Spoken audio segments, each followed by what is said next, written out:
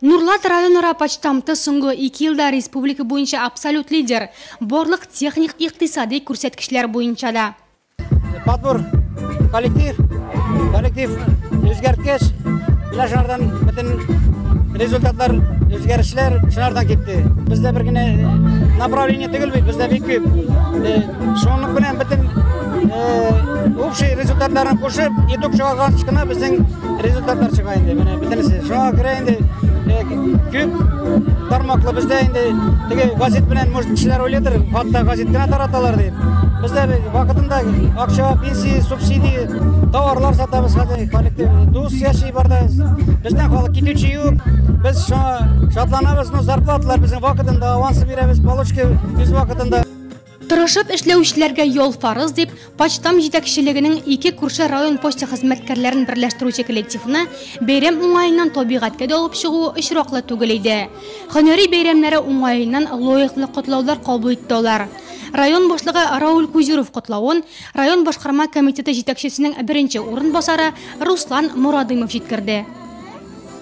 Желаем всем удачи, мирного неба, с праздником почтальоны, которые приносят в наши дома известия, радости, газеты, журналы.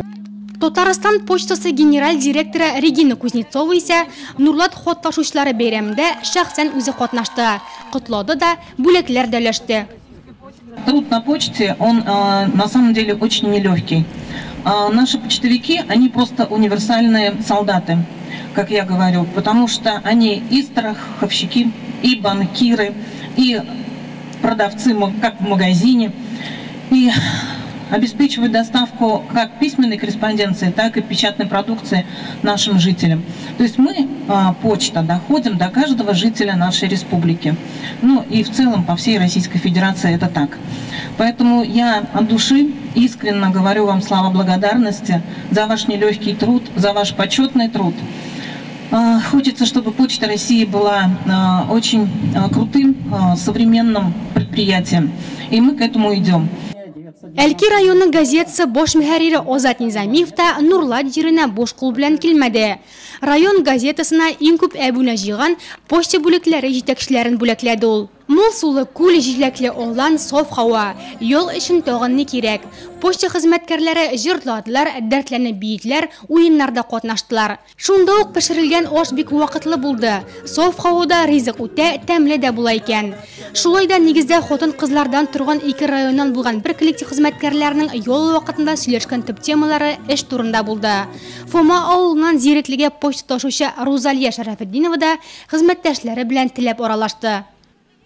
Үзебезнең хезмәтебезгә карап эшебез әйбәт бара. Пенсионерлар белән бер тыгыз элемтәдә торсаң, эшен эшләп була. Газеталы журналларга да теләп язылалар, район газетасына теләп язылалар. Йол сирәк булса да йол инде ул. Табигатьтә бәйрәмчә күмәк узганы икеләтә шатлыклы. Ә иртәгә җилкәдә почта сумкасы, күңелдә яхшы хәбәр, яңалык җиткерү теләге.